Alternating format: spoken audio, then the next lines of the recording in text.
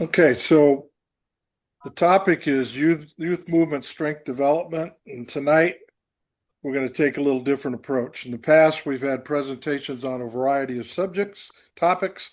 Those materials are available to anyone who'd like to review them. Tonight, we're shifting gears to focus on a growing concern shared by many parents and coaches alike, the movement strength and overall fitness development of youth. We are addressing real questions from parents about the child's physical development and sports participation. Why are youth participation numbers declining? Why are so many youth athletes, even youth coaches, getting injured? And why are kids quitting sports altogether? These are not just statistics, these are signals that something needs to change. So tonight, we're going to open up the conversation, share insight, explore solutions together. Because when we support our youth with smarter movement strategies, stronger foundations, and healthier approach to sport, we'll not just get better athletes, but more resilient, confident young people. So let's do this. All these questions are questions that none of you have heard.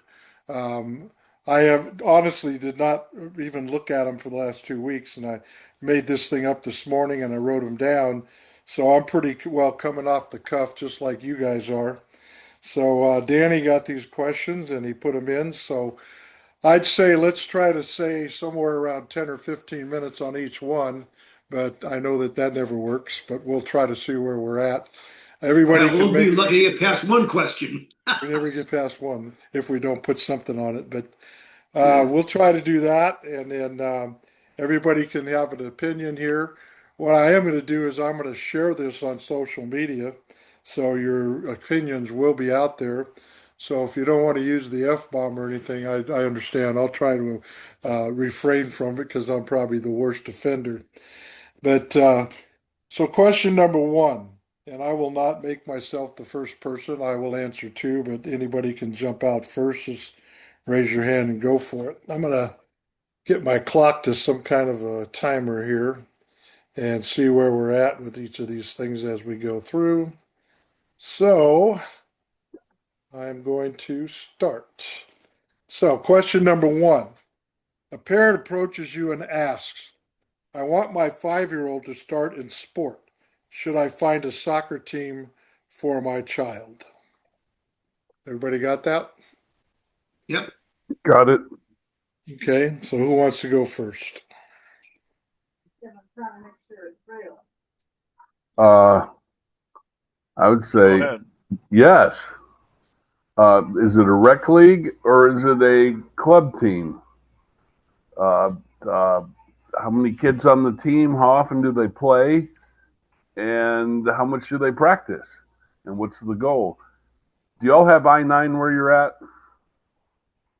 No, what's that? Harold? I-9. We have a lot of I-9 and upward. I-9 is set up where it's heavily parentally supervised.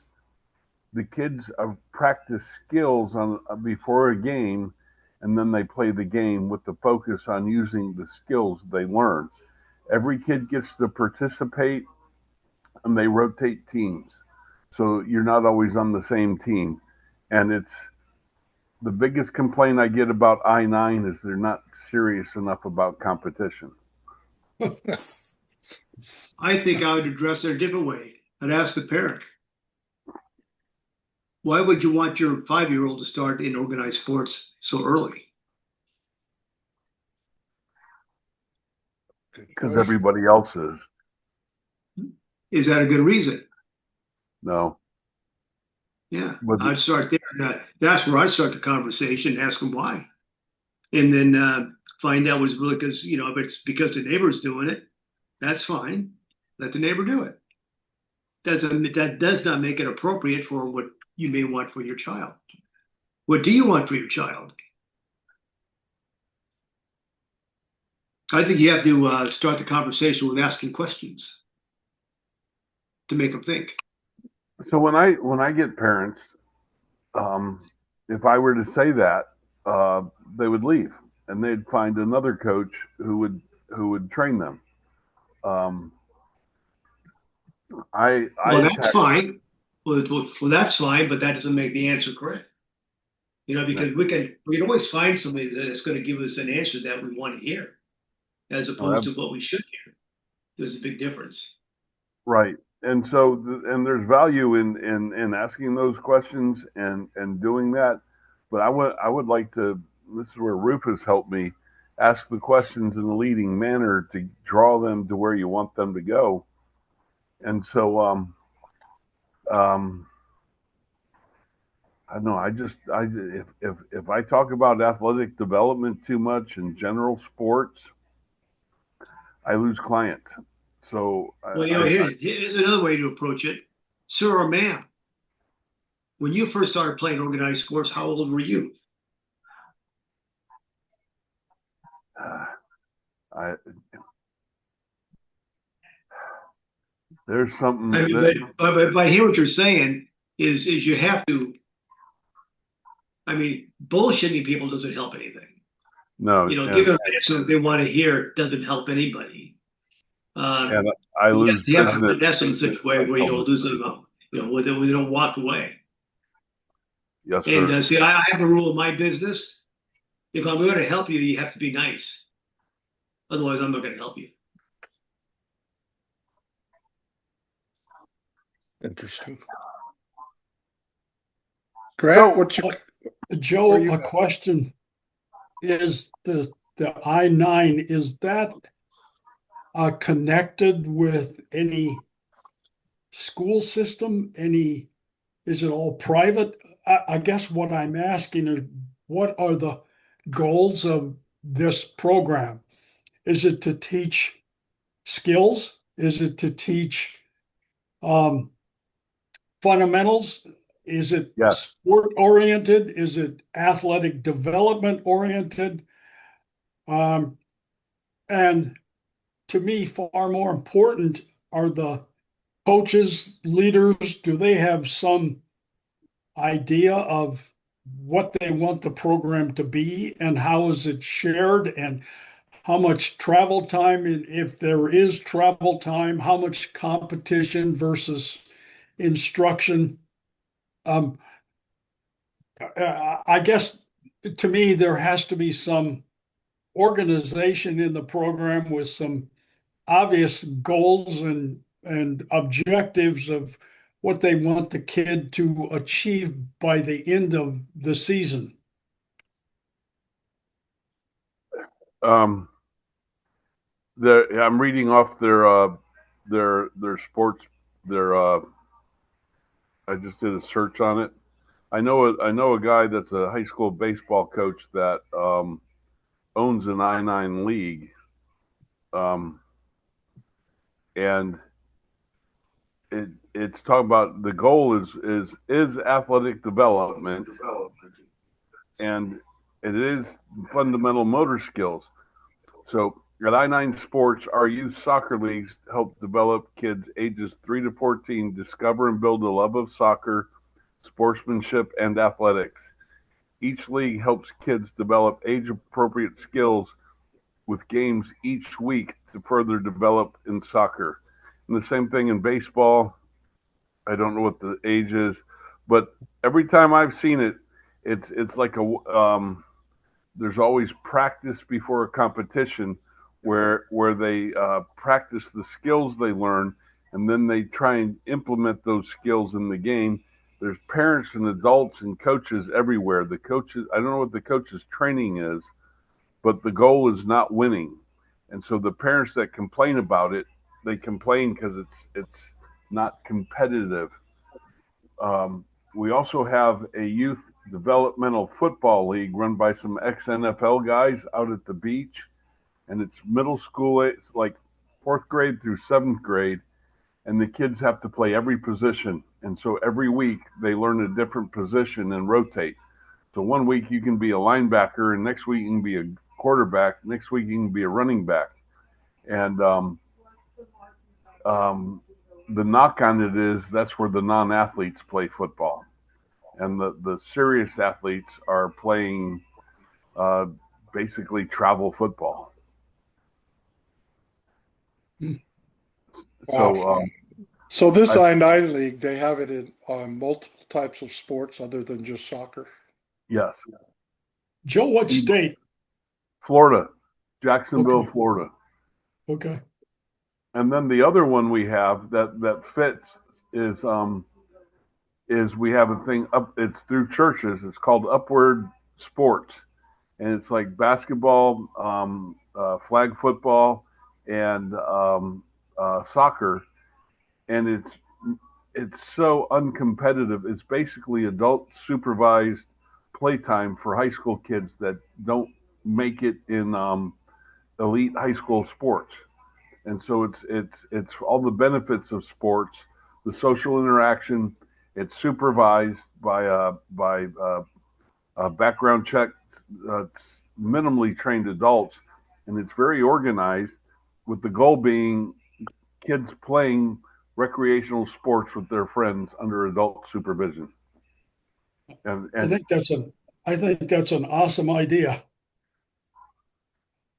Yeah, um, I kind of like the idea of the fact that there's practicing and then playing, that's and I they're not nine. just, yeah, I like that. Um,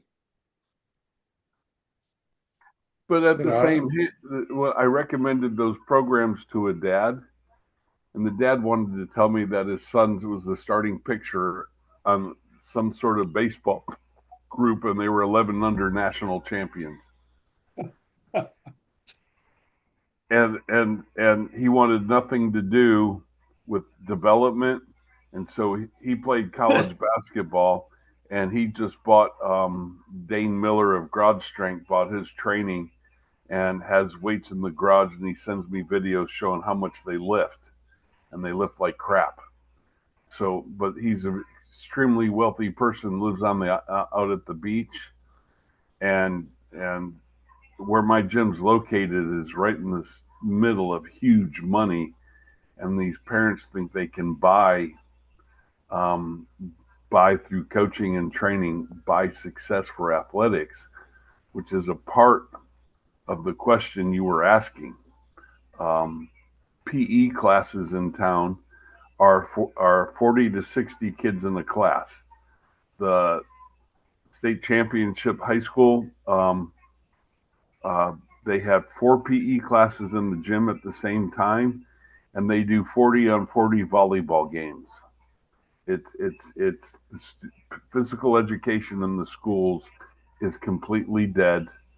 Um, I've made friends with a middle school coach that's a good Christian man that really finds good in every kid and tries to help every single kid. And he sends me the throwaway kids, and I just and some parents can pay, some can't. But I've tried to forge that relationship with a good man at a critical age. But everybody's drunk the Kool-Aid of win win win, and if the kids don't have success early, they quit.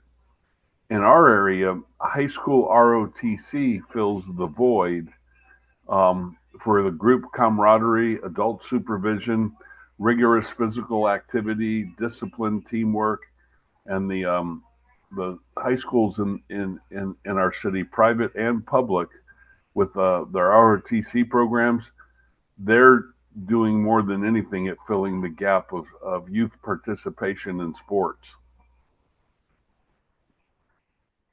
So that's Jacksonville. I'm going to shut up. I don't want to listen to y'all. That y'all. So that's where I'm at in my environment. And getting parents to buy into athletic development is so hard.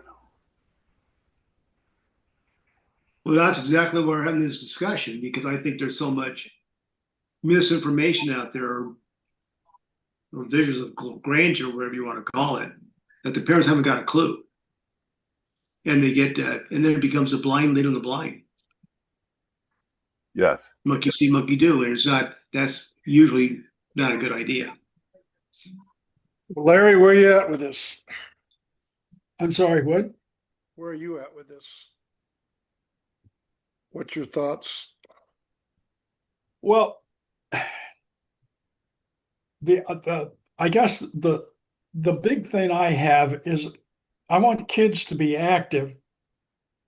I want them to have a basic sound command of movement and our sports skills and at the same time sport movement skills.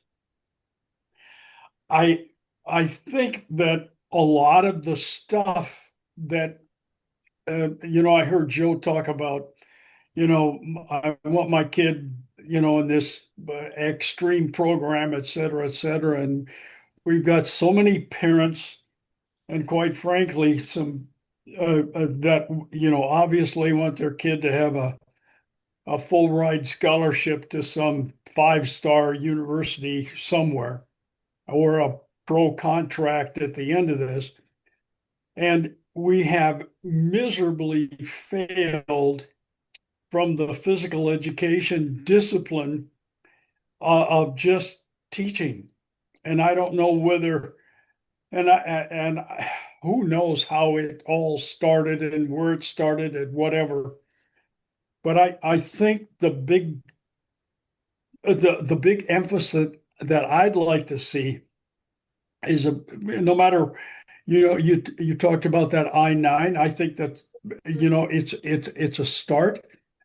I think the big thing is coaches and people that are involved in a program have to somehow go through some kind of training so they have not only the sports skill, command of sports skills of throw, strike, kick, catch, trap, whatever, but also the idea of acceleration, deceleration, transitional movements, change of directions, etc. And it takes time, and I think there needs to be people that want to get involved need to sit down and what do we want the program? How do we want it to start? And where do we want it to go? And we need some kind of, I'll use the word goals or objectives. And what do we want to see in a year? What do we want to see in 5 years, etc. And I think the big thing is uh, we've got it comes down to information, education, and communication, and building a group of leadership that can do this. And I know it sounds flowery, but it still comes down to these are important foundational elements in order to have a successful program develop. And I just threw out three or four different things. And with these four or five different things, there needs to be uh, some direction and some uh, goals and objectives of what's going to be included, and that includes um, training coaches and also working with parents. Larry, And it's not, and it's just not a seasonal thing. This is, you can take one season into another season. Obviously, sport skills change, but fundamental or sport movement skills don't. Larry, I kind of sat back here and pretend I'm that parent with a 5-year-old child. And what I heard from you was this.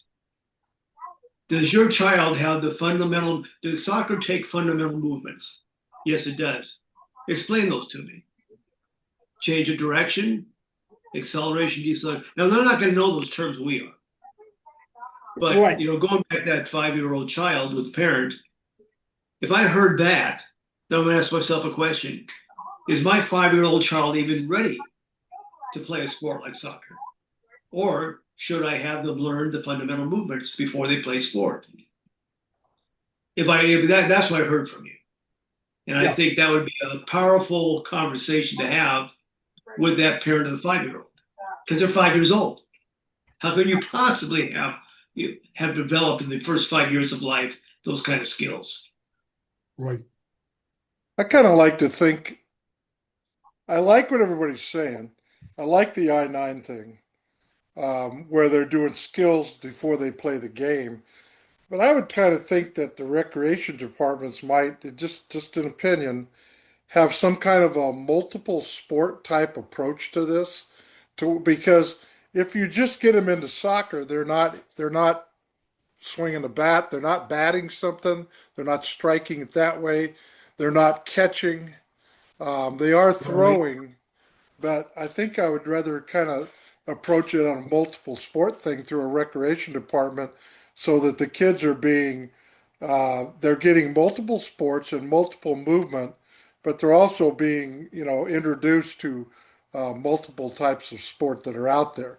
If it's just soccer, then we kind of know that it's basically the soccer people are just trying to get a jump on a lot of people. So I think there's positives and negatives. We're about 18 minutes into this, so let's take 2 more minutes and then we'll go to But the next. Pat, let me come back to one thing.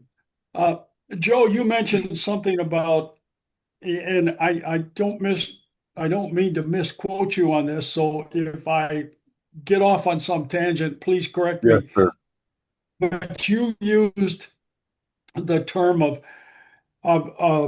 kids that don't make the traveling varsities and this and that, where they get together and just develop a play and have an interrelationship. I think that's an excellent idea. That's a that's a selling point about Upward Sports through the churches. They're headquartered in North Carolina, um, but also don't underestimate the power of high school ROTC, where you have a retired officer or a staff NCO that uh, gets paid as a teacher, and they teach classes. Each school has one's a Navy ROTC or an Air Force or an Army or a Marine ROTC, and they have retired Marines, sailors, and soldiers running it. And just the idea of putting these to a real Marine, that you're a bunch of slob puke high school kids, but getting these kids to, when they buy in hard, and it's huge, and they get the benefits of what sports used to be when we were younger. And no offense, fellas, when y'all were younger, um, but ROTC in Jacksonville is filling that void, and it's just awesome to watch it happen. But there still be back to Pat's question, involvement of they're at the extremes, the inactive screen time couch potatoes, which is the growing majority, and fewer and fewer elite athletes at the top level. So how do we fill in that gap, of that middle ground where regular kids can exercise, have fun of sports, learn all the benefits of sports, yet not be kicked to the side because they're not elite travel ball? Well, and again, we're at 20, so we'll go move to the next question. But the problem you have there is parents. Parents are we living with the ego of the child, or are we living with the ego of the parent? you know, and that's the problem. It's kind of like that. Do you lead from the field or you lead from the mansion type of thing? And the parents are trying to create this professional athlete to buy them out of whatever they want to be in, and they're living through their own ego instead of their kid's ego. So it has to be child centered. It has to be athlete centered. I like the fact that what you're saying is they don't really have teams, and once they get through all the skills, then they divide them up and they play. So that's kind of like what physical education was supposed to be, but it has definitely gone way away from that. So if we want to come back to this one, we can, but let's move on to the next one, and as we could be on this forever. Okay, so next question. When should my child start organized sport? Everybody got that one? When should my child start organized sport? I mean, Define there's organized. soccer, baseball, football, whatever you have, whatever it is, it's an organized sport with coaching and everything else. When should they start that? I would say basically everything they learn fundamental skills, fundamental movement skills. I would be, using Larry's terminology. I mean, that's where they should start.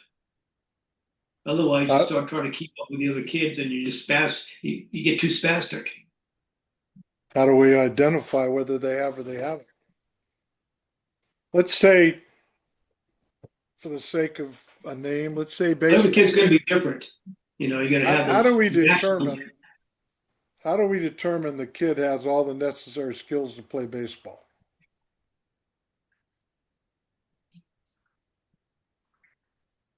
And what do we do with it? Because, If you were you know, asking me, I don't know a lick about baseball. I well, could never answer that. I'm gonna throw this in here. I'm gonna throw a couple things on here. Remember, we have a difference between biological age and chronological age.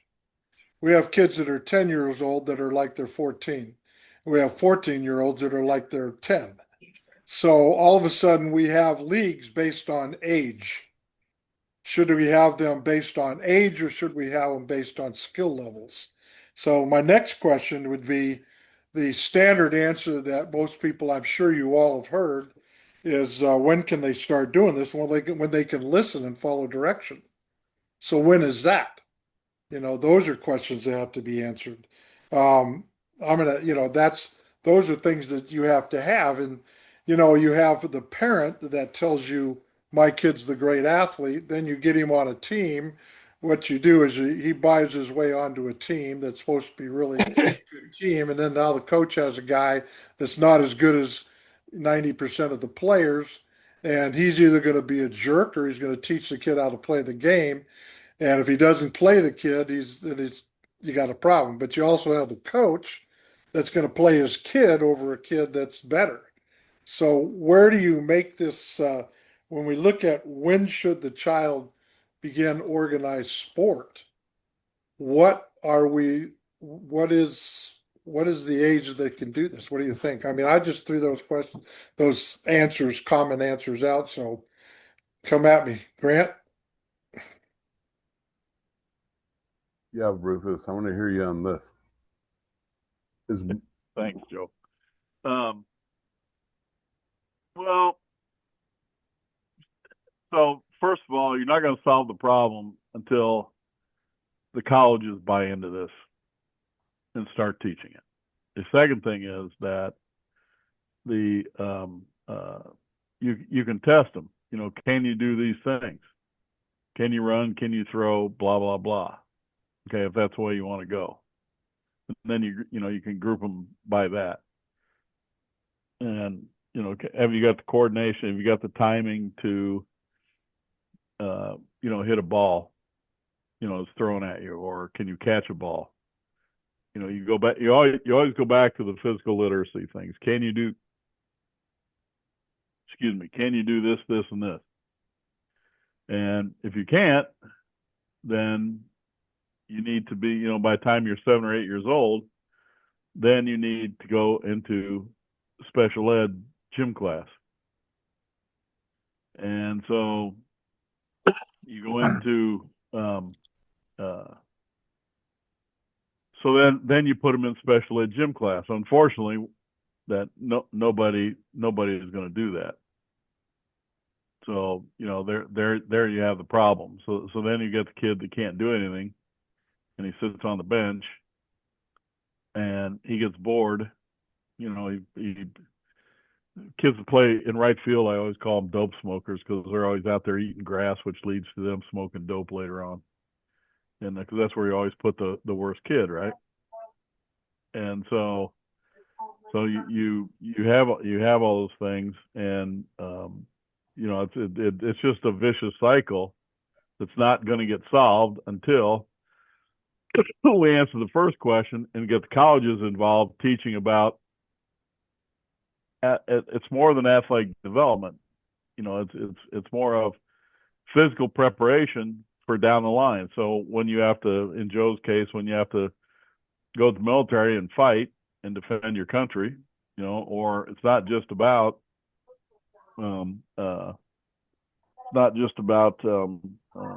athletics. These are things that whether you're in the military or whether you're in sport, you have to be able to do. So if you look at our tests that we talked about, you have sprinting, you have an endurance an endurance test, You have to be able to throw. You have to be able to jump, run, do all these different things. Well, then you're creating the athlete. So, again, if the colleges do their job, then they're going to sell long-term development to their students. Their students are going to go out and they're going to be parents.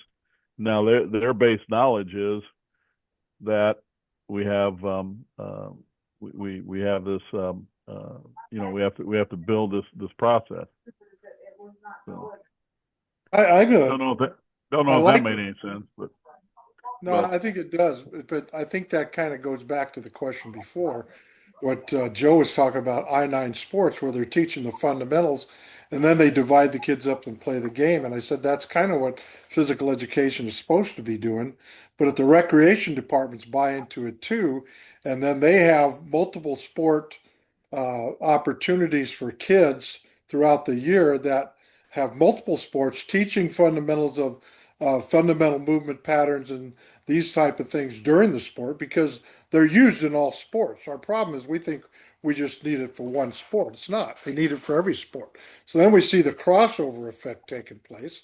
Kids get bored with certain things. My one of my grandson's choices was to be in I think a 16-week flag football league or an 8-week flag football league. And I told my daughter, put him in the eight. 16 weeks is insane for a bunch of middle school kids playing flag football. It's crazy, and they're playing the one where everybody has to play different positions and which is great. And I think those are kind of the NFL rules. So I think that's a good thing. Um, the other thing, and I agree with the colleges, because colleges have to start putting out physical education teachers, not just people who have degrees in exercise science or kinesiology, but people actually know how to teach motor movement patterns and skills, because this is becoming an issue. So we have, and I don't know what everybody sees about credentialing, but the credentialing program is becoming people with degrees in exercise science and kinesiology trying to take the test so they can be a PE teacher, and they're having a hard time taking the test because they don't know how to teach motor skills, and teachers' motor skills is in the test to get credentialed. So that's the CSAT or whatever that is for to getting a credential. And anybody can take that test as long as you have a degree. But I think we need to get back to that point. And then I'm going to push the other part. I still think it's, like we've talked about 2 weeks ago, it's district level is going to start it. It's going to be a recreation department and a district that's going to make the plan to do this. And then we're going to go from there. Larry, where are you at with this? Well, as I listen to this, it still comes back to physical education. The discipline has just, I don't know. Maybe it should be called physical literacy, but something has to be done that teaches fundamental skills, uh, sport skills, et cetera, et cetera. Going back to, I remember when I first came back, my God, this is decades ago, but our school district we had two junior highs, and we actually ran intramurals where kids in various grades in their physical education classes or throughout school would form basketball uh, leagues or teams and volleyball and softball. I think they used touch football or flag football. I think they had back then we didn't have indoor rinks, so it was outdoor rinks, but hockey. And my God, this was, kids uh, they could play competitive, but they could also do this intramural program. And it was, well, almost every kid in school participated in some way, shape, or form with this, whether they were scorekeepers or referees and adults. Um, uh, they weren't involved. It was kids forming their own leagues and playing and coaching. And as I remember, this is a long time ago, but my God, it was very successful. they would run evening leagues after dinner, and a lot of kids participated. I think that's something that I agree we need to go back to. About 10 years ago, couple of my players were at a school, and a club on campus wanted to do a fundraiser. So of all the things they chose, they decided to have a dodgeball tournament. They literally had hundreds of kids sign up, made their own teams, There you go. Yeah. scheduled the tournament, had them after school to a point when they played the finals. They played it at like 7 o'clock in the school gym one evening in the middle of the week, and the gym was packed with students and parents because it was an off sport, but and they played with Nerf balls, so they couldn't kill anybody. And the thing is, it's multiple movement patterns, throwing, catching, moving, jumping around, but all anybody could get involved. And you made your own teams. So, and it was extremely competitive. And apparently this club made a boatload of money by doing that. And I think that, like what you're saying, Larry, that we should see that on these campuses if they created these intramural teams. And hey, play them in the gym, play them wherever you're going to play them. But when it comes down to the finals, yeah, put it on a Tuesday night when there's nothing else going on, or a Monday night, and charge $1 to get in, and you'll have all this people coming because hey, everybody's been involved and everybody wants to see the winner. And I think that goes back and attacks what Joe was talking about the I-9 League. Everybody's getting to play, and everybody is getting a chance to expose their skills. And sure, the better guys are going to cream to the top, are going to go to the top. But the bottom line is everybody got an opportunity to play. And if we did that in multiple sports situations on school campuses, I think that would be even better. Can I go back to the question for a minute, Pat? Can I Sure. go back? The question was, or is, when should my child start organized sports?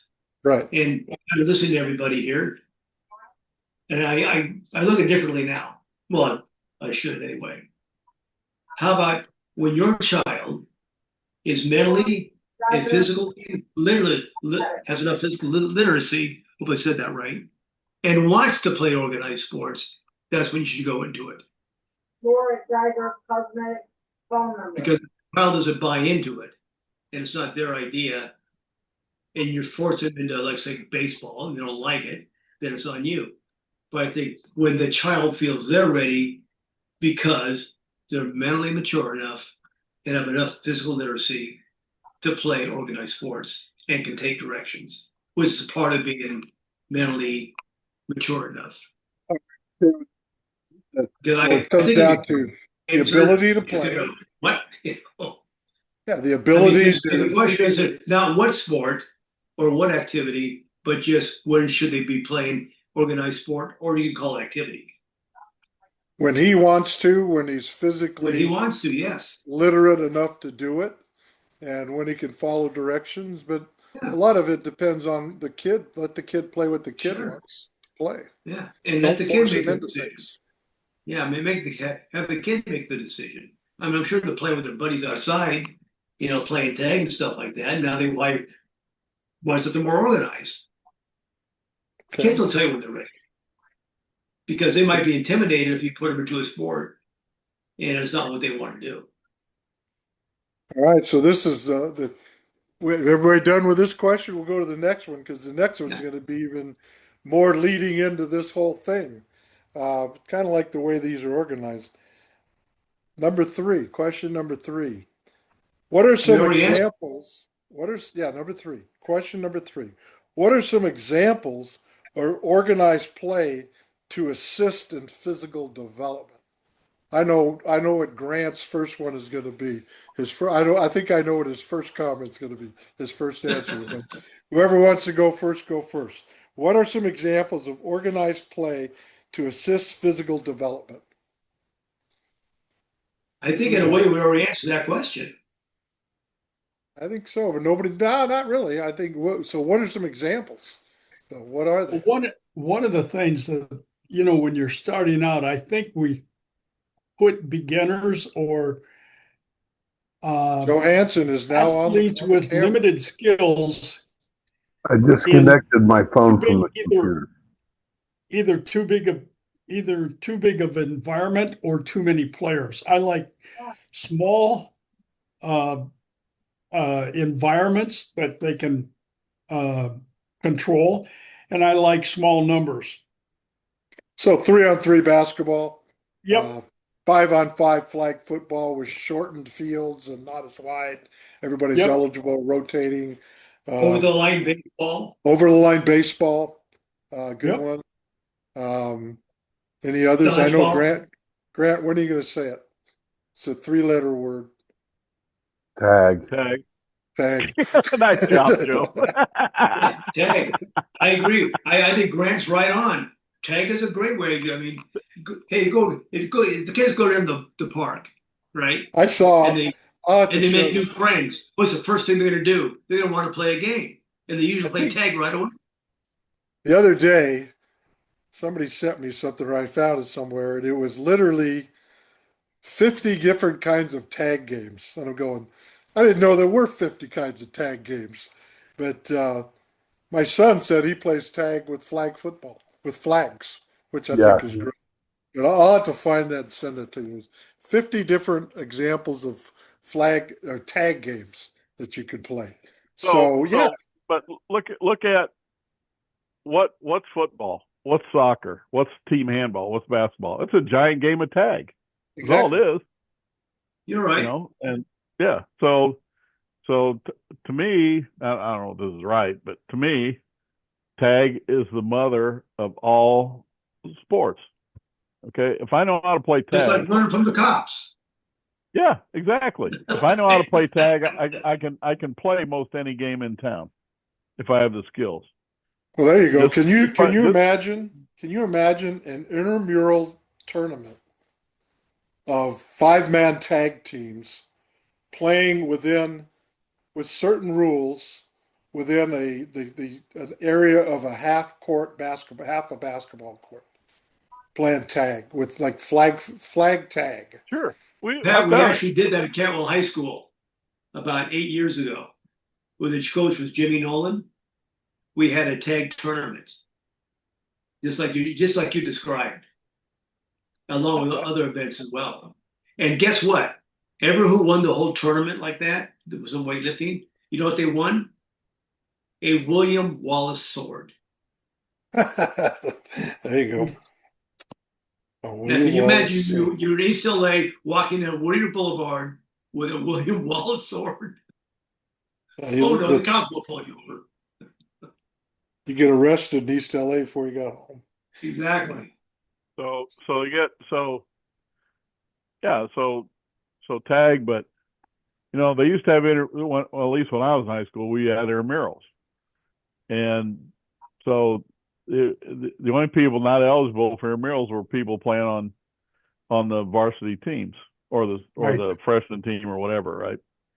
And I was just noticing this the other day that to play those intramurals, we had to have like an hour lunch. Well, the same high school now I saw the other day, I saw their daily schedule. They have a half hour for lunch. When are you gonna play your murals in a half hour? Play them at half hour before school. No, no, no. I understand that, but I'm just saying they took that away and to put in more class time. So they took away a half hour of the lunch that we used to have an hour, and we could play intramurals, and they took that away to put in the extra class time. And for what? Are we doing more harm than good? By doing that.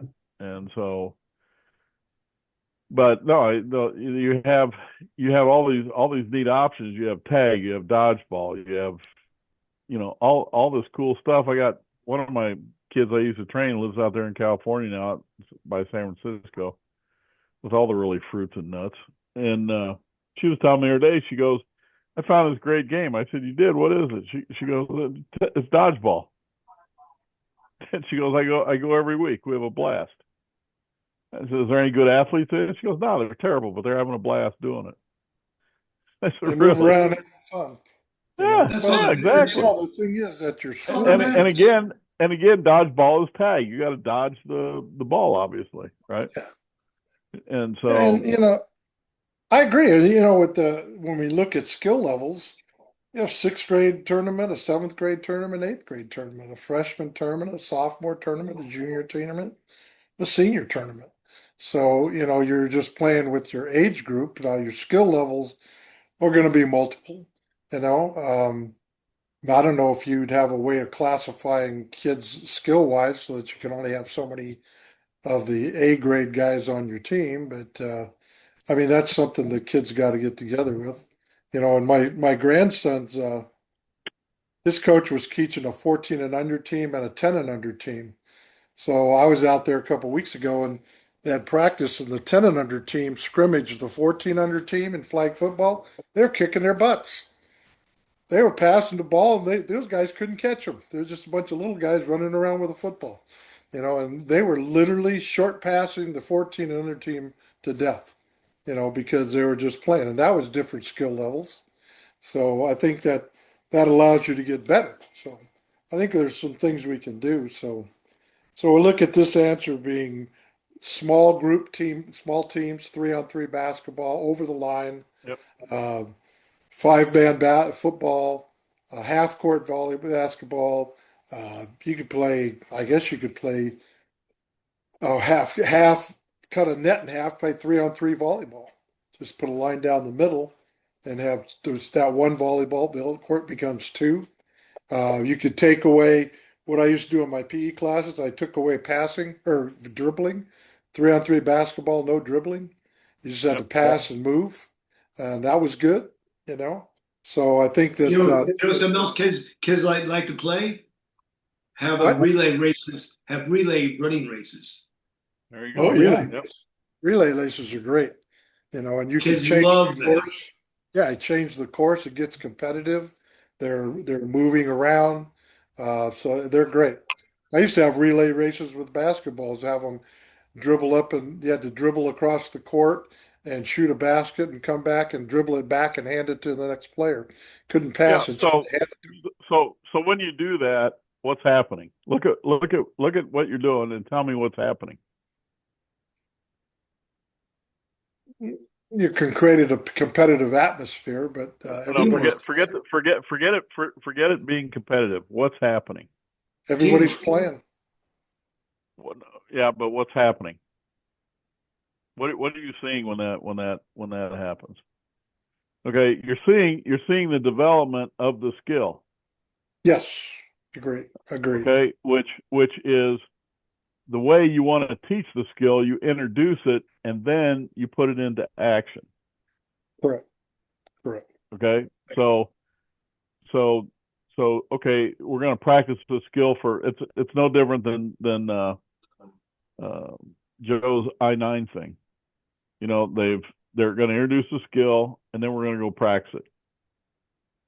So which is a genius way to teach it. And There's then another game kids like to play. Go on, I'm sorry. no, I was just going to say, well, then you've created this environment of skill development, and they're going to learn much faster in that small-sided game to do it because everything's shortened and you got to make the better decisions. And so that to me that's like genius level stuff that some people do it, but not many people. And it's one of those things that is a great teacher of teaching how to do the skills that you're trying to get them to do. Sorry, go ahead. I was going to say another game kids like to play is pickle or monkey in the middle.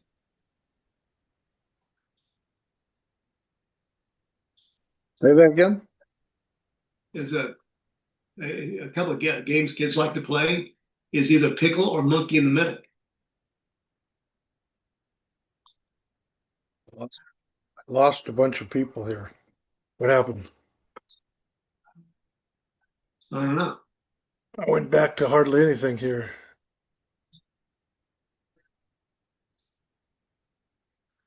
I'm recording. I lost all my people. As it says okay. I don't know what happened, Pat. They still disappeared.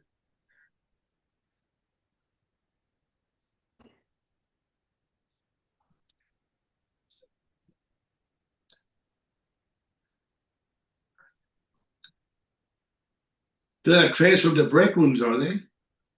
That these had all disappeared.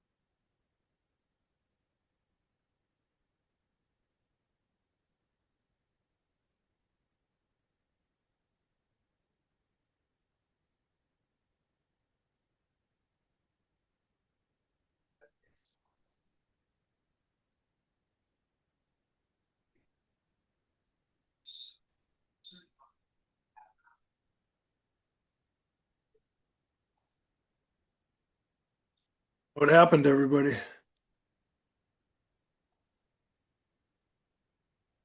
Good question.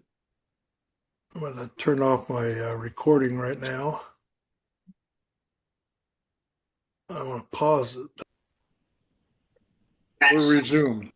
So where we were was so we're talking small games, tag games, those kinds of things, right?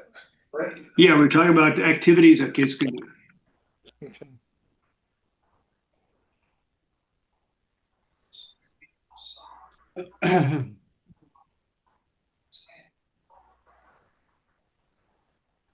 So let's go to question number 4. You ready? Okay. How much time Number should be dedicated? Question number 4. Okay. How much time should be dedicated to physical development? I'd have to say probably it depends on what age you're talking about.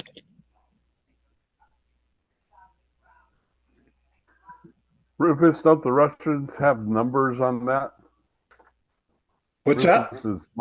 Rufus is Mike. There you go. They go by time and age, and it goes from 45 minutes to an hour and a half for the younger kids, and What is that?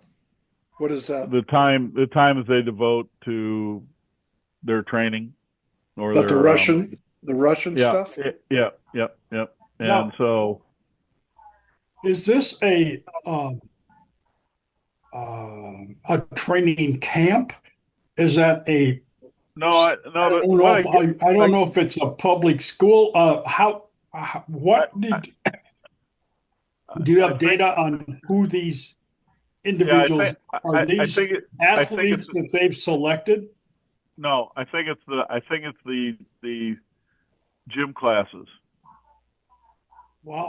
basically, and so they've also got and Joe, I don't think you've seen this yet, but they've also got time out of class or out of physical education class during the day of how much time you should spend doing different things.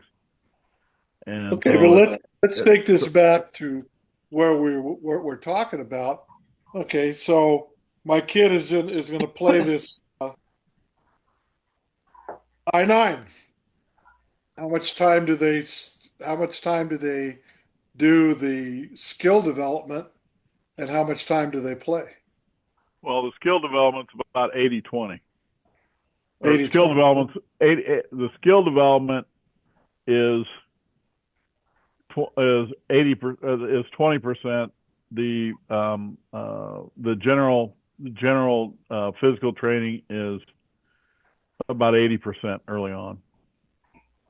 So then- if and we then- were looking, I'm just going to throw this out here. So if we've got a 50-minute PE class, then basically they should be spending probably 35 minutes of that 50 minutes on skill development and then maybe 15 minutes in games. Yep, pretty much. Yep. Yep. Yep. Whatever that comes out to. And if Yep. we're talking about oh gosh, I don't know, Well, not middle not so much. school, all PE classes should be about that level. Yeah. So they. Hey, trust me, So I let's- don't have a problem with this. I don't have a No, problem. no, I know. So basically, the GPT portion, the 80%, would be running, jumping, throwing, doing all those kinds of things. The 20% would be on a specific skill of a sport. So let's take weightlifting. Okay. So you would spend 35 or 40 minutes on general Technique. on GPP. Nope, GPP, which would be the running, jumping, throwing, those kinds of things. The other 15 or 20 minutes would be technique of the lifts. Did you say Perfecting. the lifts? I missed that. Okay, Okay, the first so- part is GP. Grant, Okay. did you say the lifts? Yeah. So if it's an Olympic weightlifting class, let's say, Okay. Okay, that's good. 80% of it would be running, jumping, throwing, squatting, those kind of things, push-ups, those kind of things. About 20% of it would be learning the techniques of the Olympic lifts. Okay, now you would Did- substitute Did, that for any sport. Okay. well, did they give you any indication? Is this like uh, a macro, micro, meso cycle, or is No, this it's all year round, Larry. it goes year round? Yes. Hmm. Yep. So they have what they call a GTO test, which is the old President's Fitness Test. Well, that's our equivalent is the old President's Fitness Test. And so they as far as I can tell, everybody in the country, they've even got standards up to 70 years old and above. Hmm. And their pull-ups, their sprinting, there's endurance events. There's accuracy. Joe, you'll like this. They're shooting. At around the age of 13, they start shooting rifles, air rifles. And so they do that. So that's the GPP. They're working towards medals for those. That you get medals for how well you do, gold, silver, and bronze.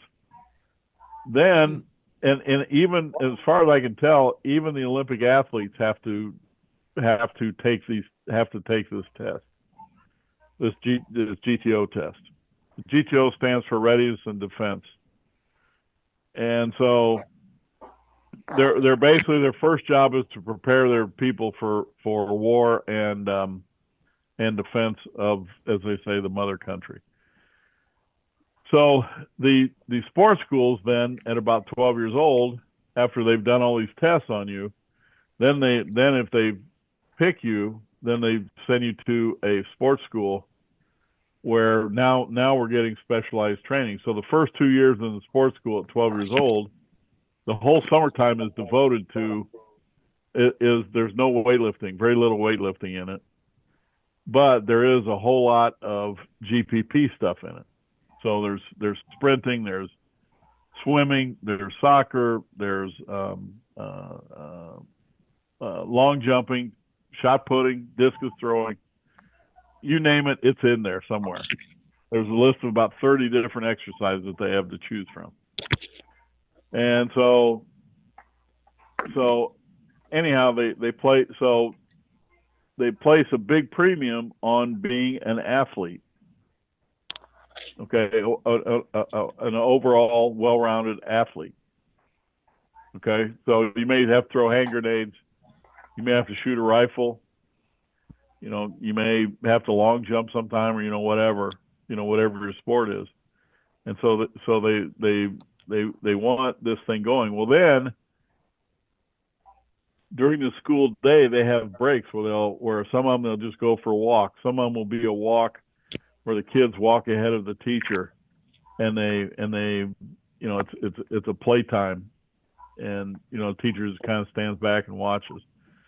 They recommend, I think, starting at 5 years old, you wake up in the morning and you do light gymnastics for 20 minutes. It goes up to like 45 minutes. So it's this whole comprehensive thing, and your whole day is planned out like that. And so, they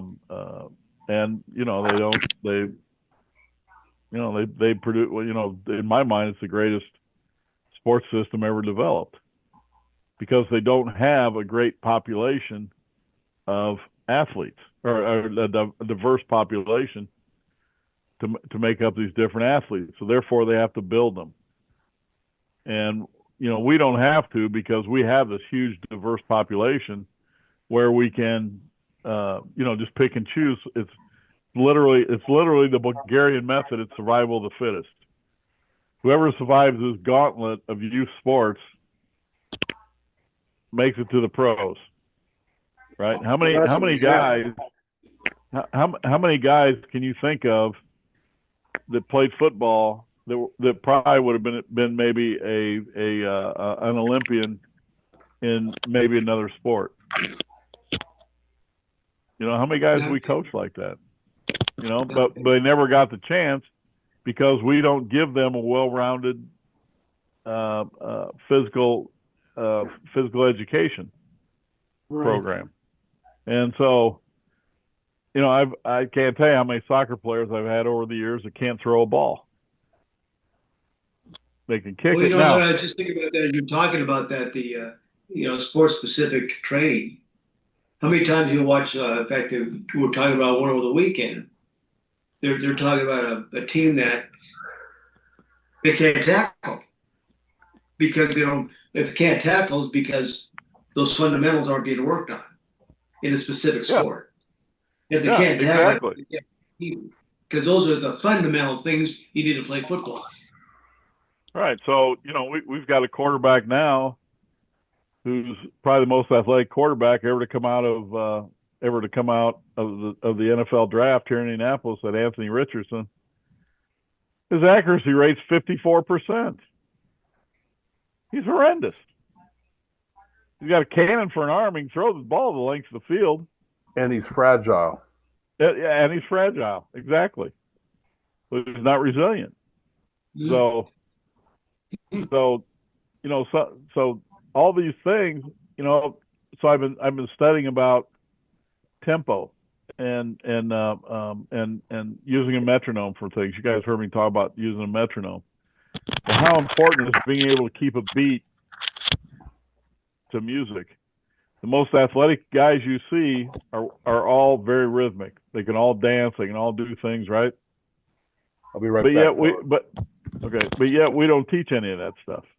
The resilience part is probably a good example of how much should you be developed, should be timed for physical development, because you're absolutely right. I mean, look at Shedeur Sanders. He was supposed to be this great athlete, which he is a great athlete, don't get me wrong, but he starts in one preseason game and he's injured. Well, they're all complaining about he wasn't drafted. Can you imagine Cleveland have given him a $30 million bonus and then he's injured? And then the next game he plays 2 weeks later and he's terrible? You've got $30 million already invested in this guy. They've already got $230 million invested in Deshaun, what's his name? Deshaun Watson. And they can't get that $330 million back. And this guy's hopeless. Look at Jamarcus Russell, came out with the Raiders, played there for 5 years, this was 20 years ago, started 7 games in 5 years, and it cost them $35 million, to have that. So the point is that they're developing all the aspects of athleticism. Right. That's what they Okay, need to be doing. right, and so they're um, the next time you're with a group of kids, have them jump rope. See how many of them can jump rope first of all, then put them on a metronome and see how many of them can keep time to the metronome.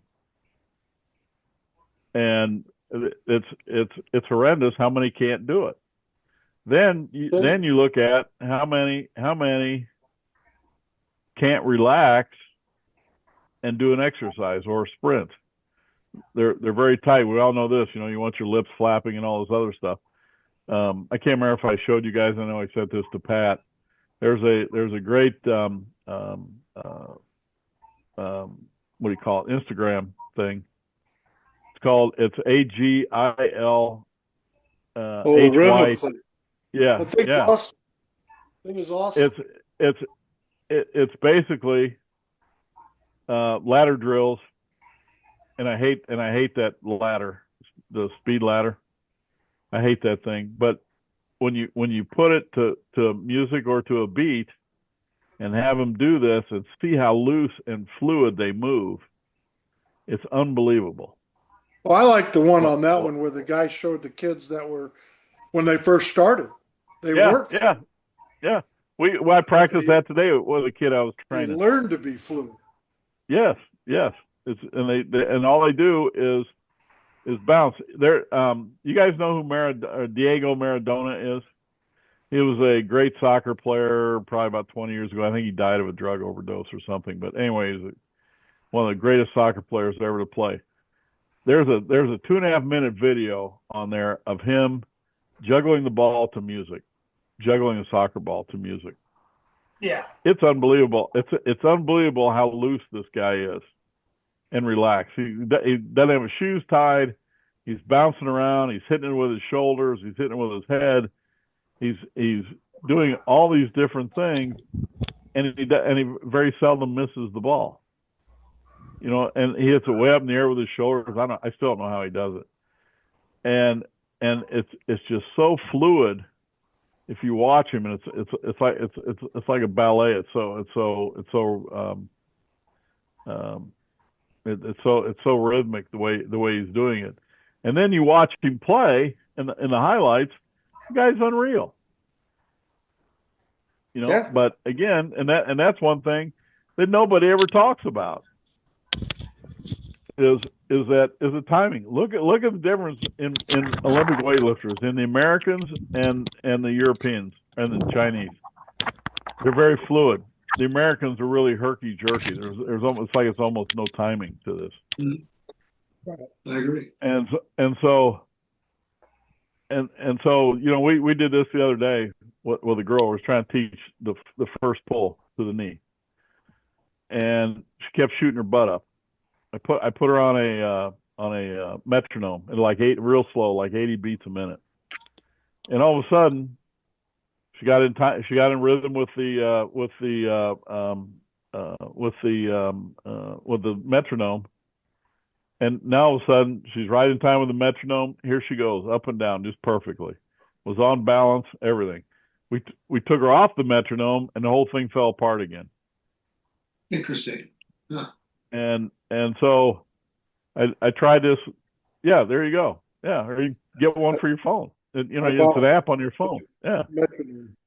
And so I think that all kids training should be done to a metronome, a tempo.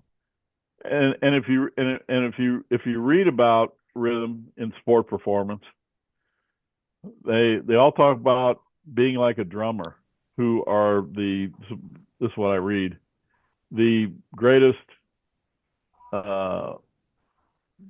people with timing of anybody. Well, watch some of these guys drum. I can't keep up with it. I don't know anything about music. So there's different patterns you can go through. You can go 1, 2, 3, 4. You can go 1 and 2 and 3 and 4. You can go 1 and 2 and 3, like that. All these different patterns that they have to go to, and you stop and think about it. Even a change of direction is a pattern. It's a run, plant, and cut back, right? It's all a pattern. Now, it may go to a different tempo, obviously, but it's still a pattern. Yeah. And so, it's still a tempo pattern. So if I have a couple of cones and I'm teaching a change of direction, I may try putting them on a metronome, and then I'll take it off and let them play tag after we've kind of taught the pattern for 5 or 10 minutes. Then we'll go play tag and try it out and see what happens. Loosen it up a little bit. Yeah. Yeah, bad idea. yeah. So It's a good idea. so I was trying to teach my daughter to throw the other day, my granddaughter, and nobody's ever worked with her throwing. So I put her on a metronome, and immediately she's right-handed. Immediately you can see we broke it up into 4 beats. 1, raise the leg on 2, 3, step, 4, bring your arm through. Right, pretty simple. And so within the 5 or 10 reps that we did, you could see her start to improve a little bit. Okay, and we did it for at something slow like 70 beats a minute. Then I tried it with her left hand, and she's 10, so she's not going to be real coordinated. And the first few times, the left hand was an abortion. It was terrible. But as we went and she got in time to the rhythm, it got better and better. Now, we didn't do it long enough for her to perfect it, obviously, but you could actually see within those 8 or 10 throws that she was improving to where it was getting better. So we don't take advantage of these tools that we have, and so if getting back to the original question, the first question, when does your kid start? After these things have to be done first. Somebody has to be working on them with him, and as long as the coach or a parent or somebody is practicing these basic skills with them, then they're fine. I don't have a problem with them playing. But if all they're doing is coaching them and subbing them in and out and doing all this stuff and trying to win, it's no good. That's why pickup is so good, because there's nobody telling you can't do something. So essentially, the answer to the question then, how much time should be dedicated to development, is as much as is necessary to get the development that you want. Well, yeah. So it's Nick Saban talked about a process all the time. Now, obviously, he's starting with a lot better athletes than what we're starting with, but you got to start with what you got and where you're at, right? So he shouldn't have to do the things that we're trying to do. By the time he gets them, the GPP, or general physical preparation, should be more like maybe 40-60 or 30-70. You get the NFL, it should be maybe 80 or 20-80. I think you'd like to think it that way, but I'm going to go back to what I found in 1977 when I asked the defensive back coach at San Diego State why he's teaching them how to turn. He says because they can't turn. But that's my point. So how the hell did they get here? They should got be here able because to. they're good athletes. Yeah, they should be able turn to. both ways. Right, they should be able to. Okay, but whose fault is that? Is that the college coach's fault? No, that's the developmental coach's fault that didn't teach them how to do all that stuff. Exactly. See, and so that's our fault because we didn't teach them how to do that stuff, because we were the ones that first got them. I had this argument with a guy the other day that strength solves everything. No, it doesn't. And you can't take credit for a team's success because you're the strength coach. It doesn't make your program better than everybody else's.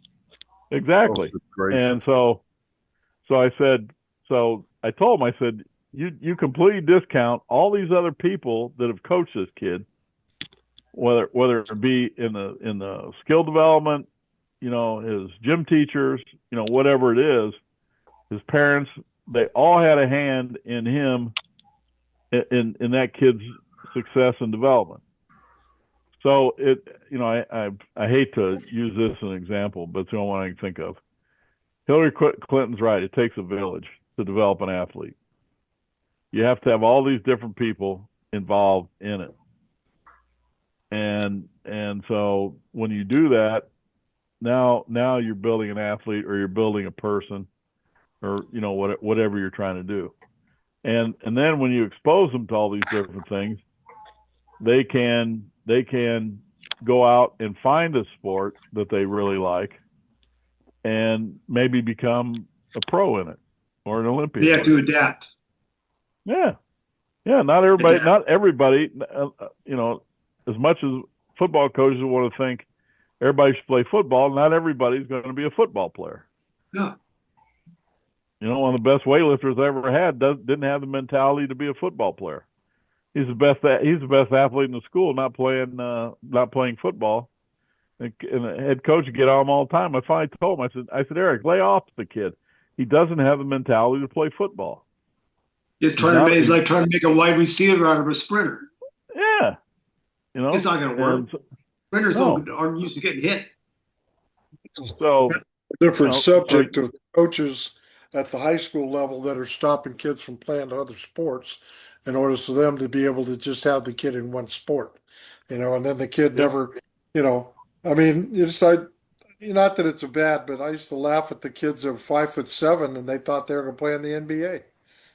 Yeah. You're never going to get to the NBA. Back then I said, Magic Johnson's 6'9", he's a guard. Get over it. You're not going to play. You're not going to be there. You don't have that, but you could play, you could run, you could jump, you could get a track scholarship, but they wouldn't do it because they thought they were going to be a basketball player, or a So, football. Pat, do you think we should Best defer athletes question that I've ever coached were mostly guys who were multiple sport athletes. They played football, basketball, ran track, played baseball. Alvin Walton played in 3 Super Bowls, and hell, he the last day of the last football game, he was at basketball practice the next day. The last basketball game, he was at baseball practice the next day.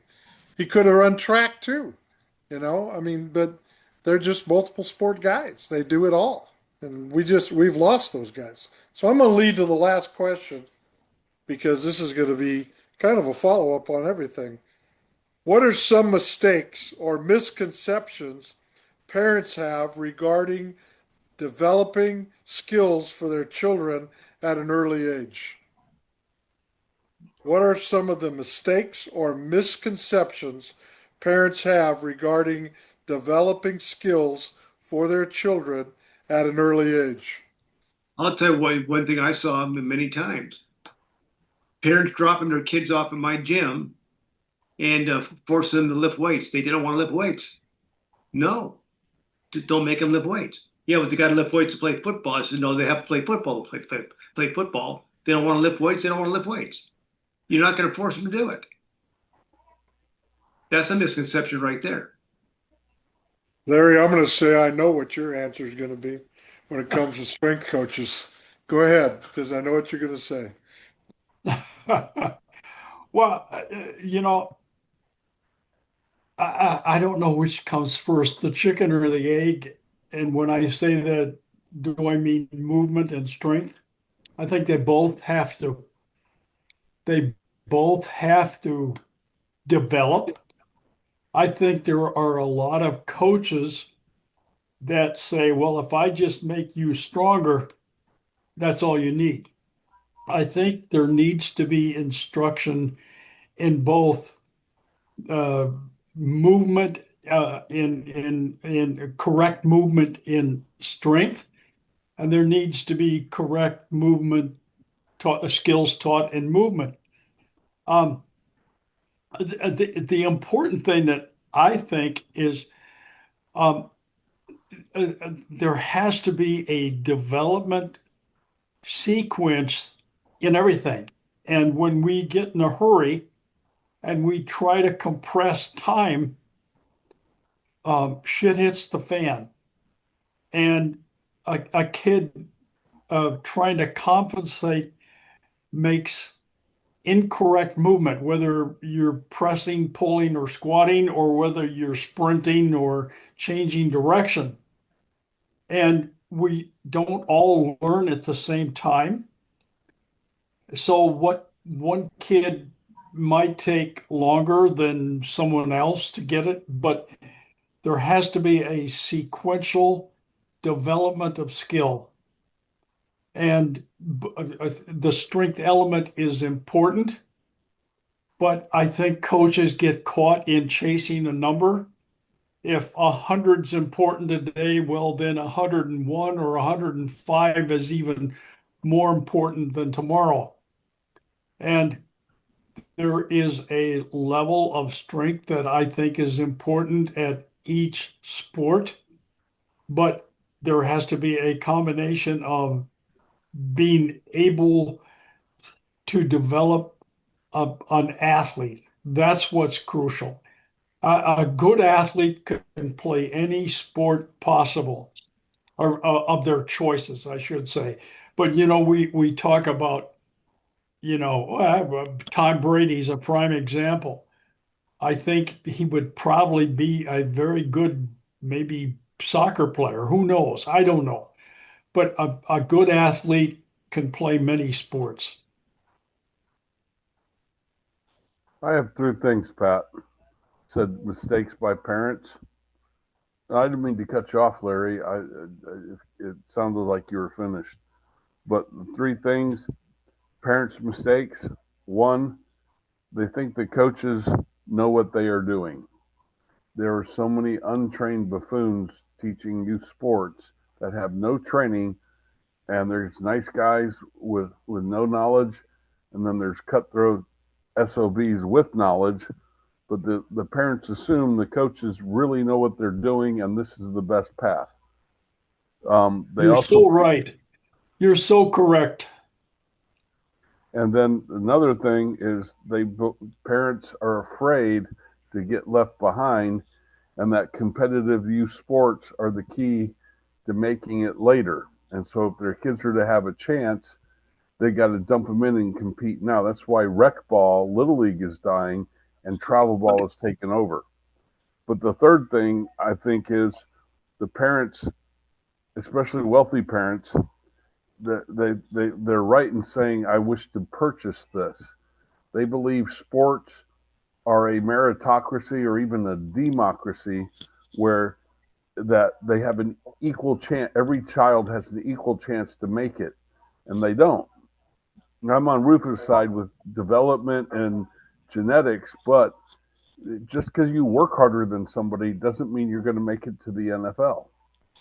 And they've got this idea: what works in the business world will work on the athletic field. I have my fielding coach, my hitting coach, my footwork coach, my strength coach, and my speed coach. I've got all these coaches. My son will make it because we're doing more than everybody else. And that's just not true. Those are the three things I think, Pat, parents make mistakes on with their children. Absolutely agree. Yep. Good job, Joe. That's very excellent. I think that goes back to the thing we talked about. It's a process, not a time constraint. We're we cut the process because we think we have to get on this timeline, and we don't know what the timeline really is. Nobody does. The I think Joe just described why most kids burn out early too. well, I you know what got you're talking about, Joe. When the parents get all these different coaches, well, wait, what do you mean the kid's got to leave right now? What's going to? I can't make this up. A parent came in. I have to take Johnny away now. He says, "Oh, what are you doing?" He's got to go to his jumping coach. His what? The coach teaches him how to jump. And he says, "Well, we do that here in the gym. It's called snatch, clean, and jerk." They never got it. I said, "A jumping coach? Are you kidding me?" well, And yeah. then once the kid got a driver's license, we never saw him again. And that goes back to what Joe said. Too much is wrong too. I mean, we Exactly. kids Joe's are right.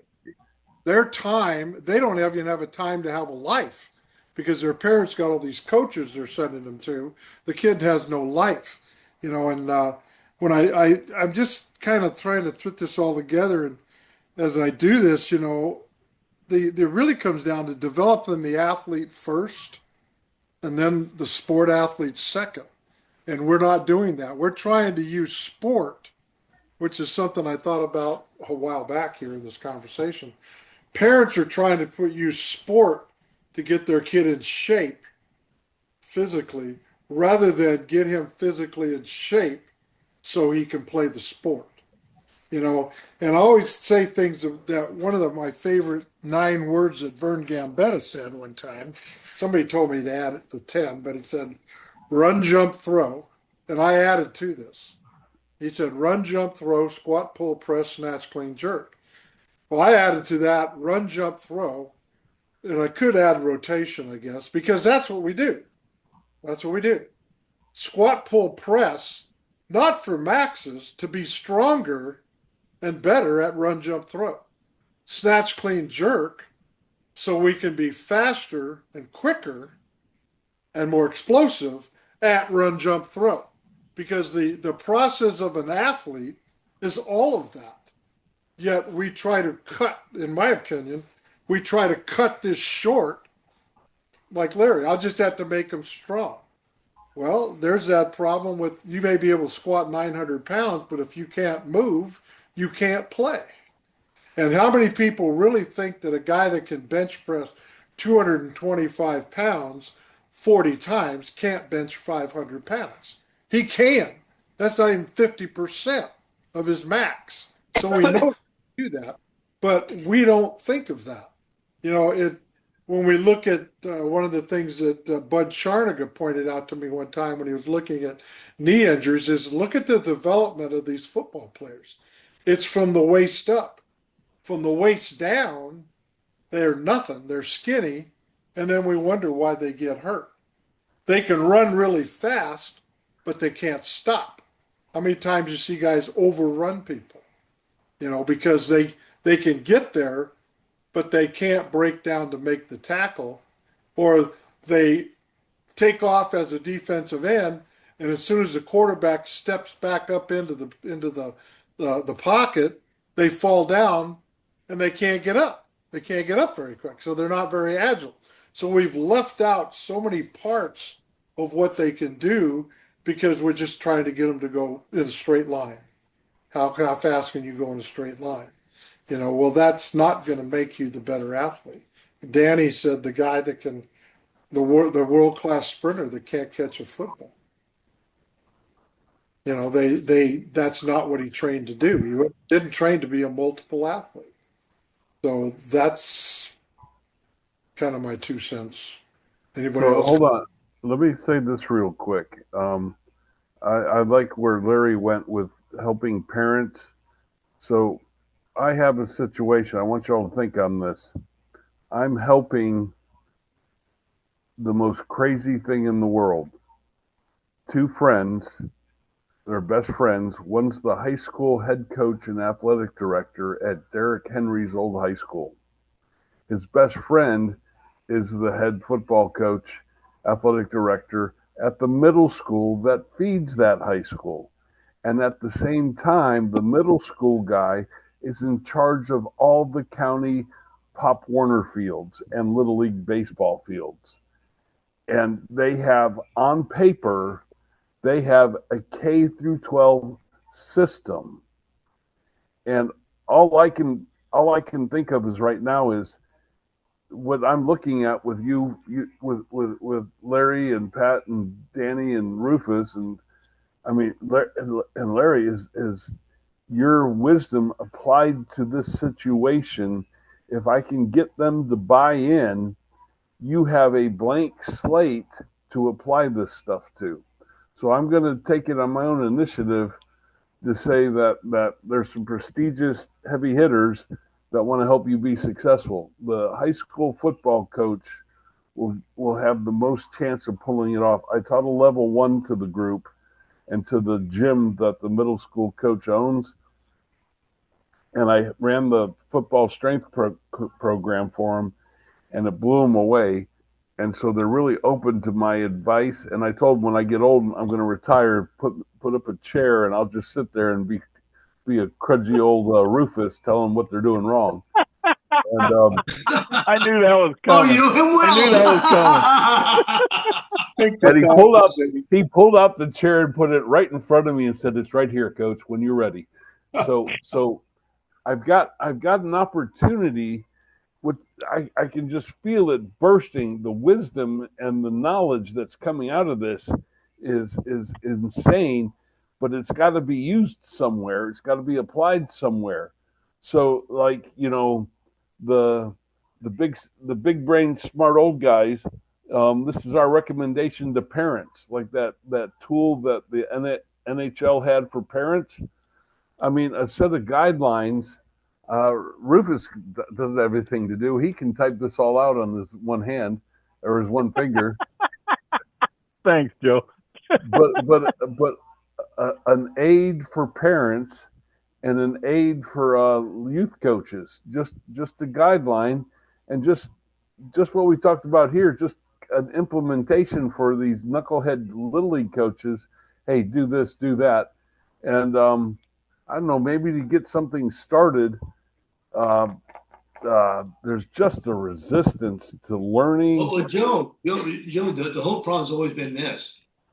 I hear exactly what you're saying. I read it all the time. It's not that, I'll say we don't know what we're talking about. It's that their egos get in the way. They don't want to admit that they need to learn more because what they're doing isn't enough. And I don't say you don't know what you're doing. I say it just isn't enough. God forbid should I say you don't know what you're doing, even though I know they're not. I can be very careful how I choose words.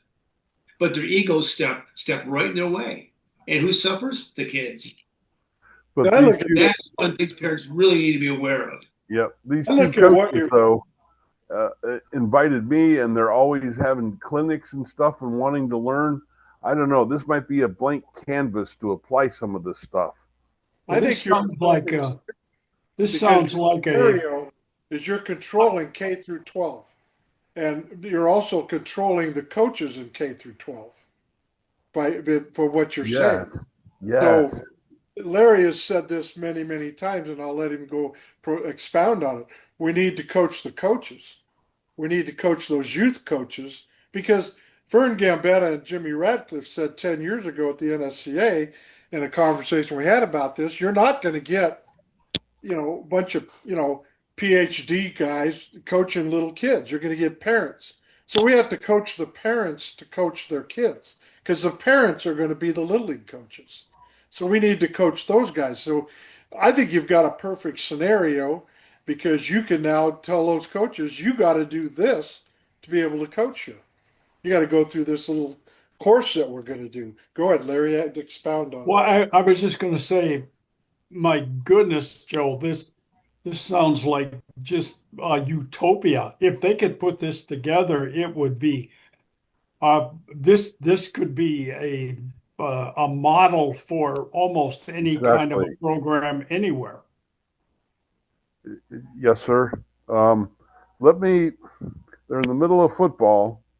I hit a home run when I taught them, and I let their kids come down and lift with us, and I'm teaching their coaches at no charge. And I think we might have our foot in the door. And if I open it the rest of the way, y'all and Rufus need to come. It can be like this on the Zoom, but when I don't have the answers, y'all come through like the Marine Corps on Tarawa and just wipe this thing out.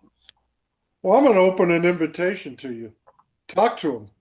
Tell them, hey, these guys were willing to listen and answer questions. How about you get on this Zoom, and those two guys get together and say, here's 5 or 6, 7 questions we have, and I'll schedule the Zoom meeting. We'll get on. We do this every 3 weeks, and I'm saying 3 weeks because I'll be gone the next 2 Mondays. But they can just write the questions and get on here, and we'll just answer questions just like we did tonight. I thought this was a perfect format, isn't it, Pat?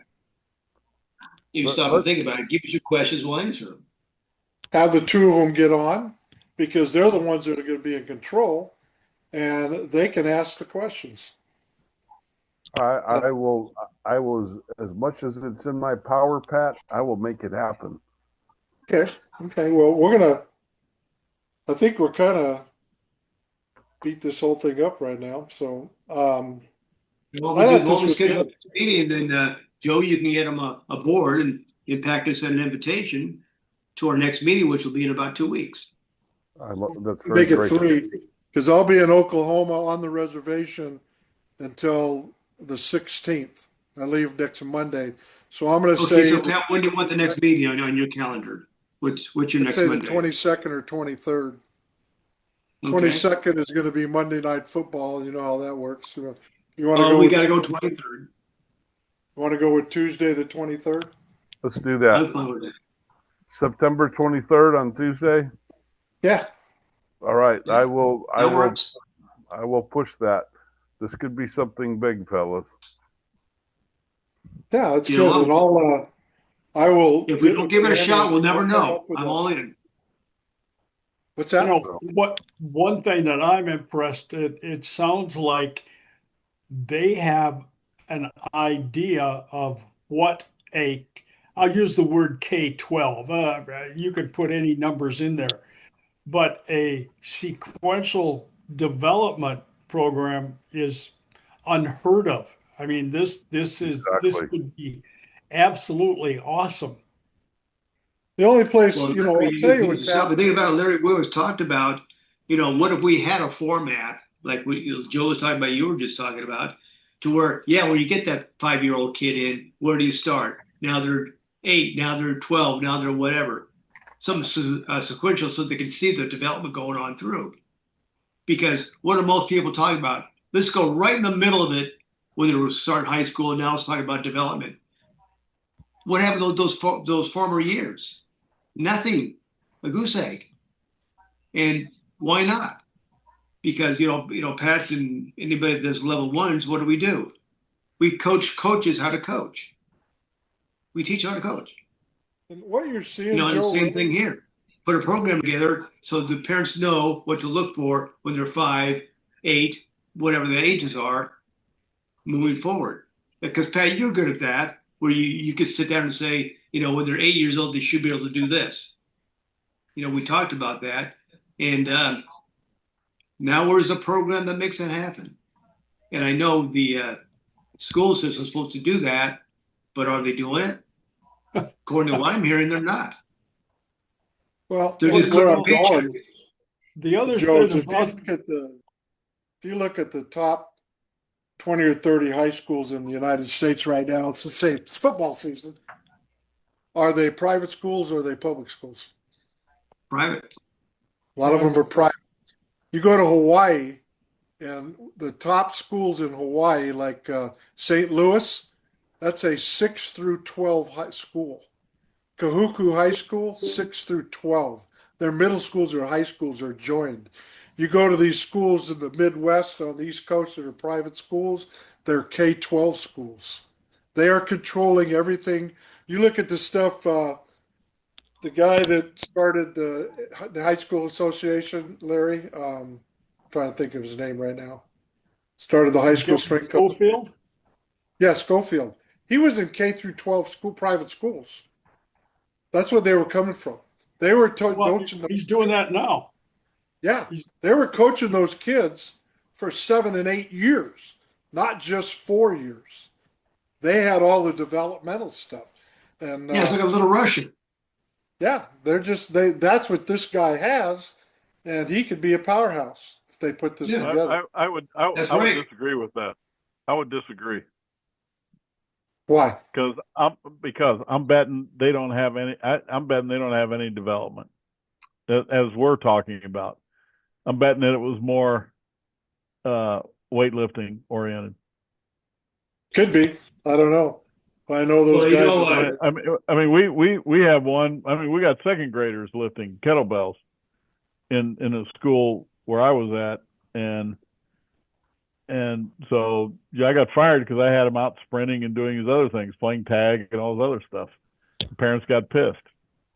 Pat, you remember That's the CJ? mentality. All we have to do is get them strong. We don't have to Pat, just remember get them. CJ at San Juan Capistrano School? It was K Yeah. through 12. So we Yeah. put together this small area, a great weightlifting room. He got this weightlifting program going for the whole school. Then guess what happens? A new AD comes in and says, get rid of that barbell shit. He wants to go to powerlifting.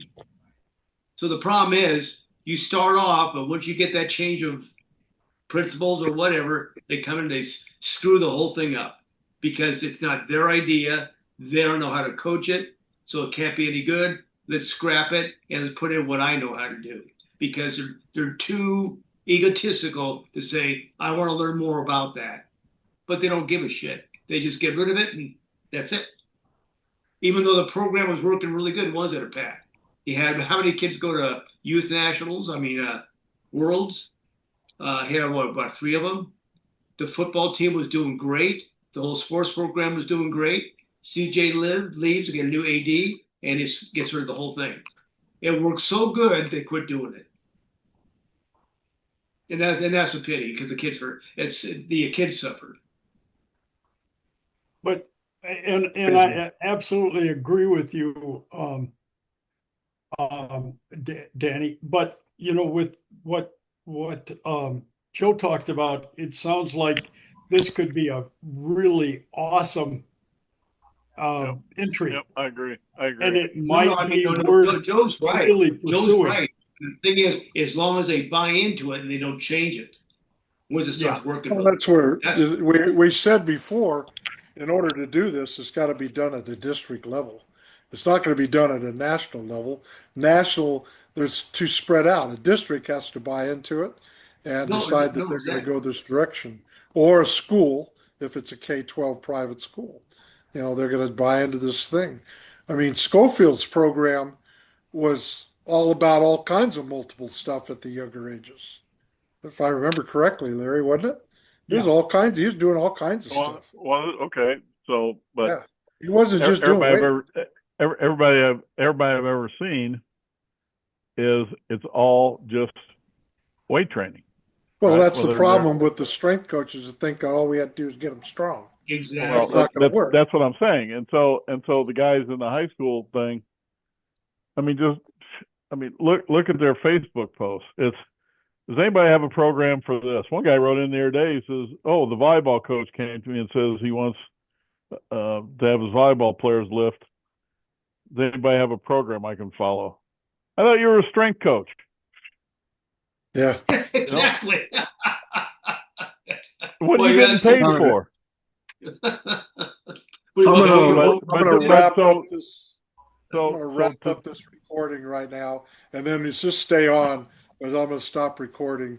I'm gonna just let you know that I'm gonna put this whole thing together, and I'm gonna post it out there, and I'll send you guys the video, and we'll meet again in 3 weeks. And don't go anywhere, but we'll meet again in 3 weeks, and we'll see if Joe can get these 2 guys on. That'd be great. If not, I'm gonna sit down and make up another set of questions on something else. I really like what we did tonight, and I want to keep doing this kind of thing because I think it gives people an opportunity here, an abundance of opinions on certain things. And I think we talked about a lot tonight. I really do. I think we got a lot of stuff down here. So I'm going to stop this right now. And room 1. Over and out. I got to go to the other room here. Nice talking to everybody. Nice talking See you to you, guys. Danny. Okay, take care. Nice to meet you, John. okay, Hey, Pat, you just hit the record button again. I'm trying to get that off. Summer. See, I didn't do nothing.